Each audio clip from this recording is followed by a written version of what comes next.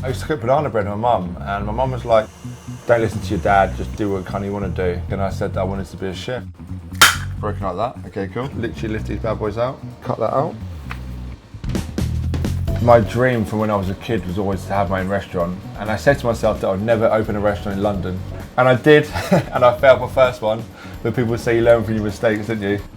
For me, one of my top 3 desserts is definitely a custard tart. Look now, they're all beautiful and white. My style of cooking has completely changed. For me, it's about my roots. I just let each dish kind of speak for itself. Avoid the supermarkets and get involved with your fishmonger. For me, I think people to come in and then walk away thinking, oh God, that was a bit unusual, but it tasted good. That's really what I got in it for. I would advise everyone, literally go out and invest in a little ring cutter. If it's something proud of what you do and you put on a plate, then you're heading in the right direction.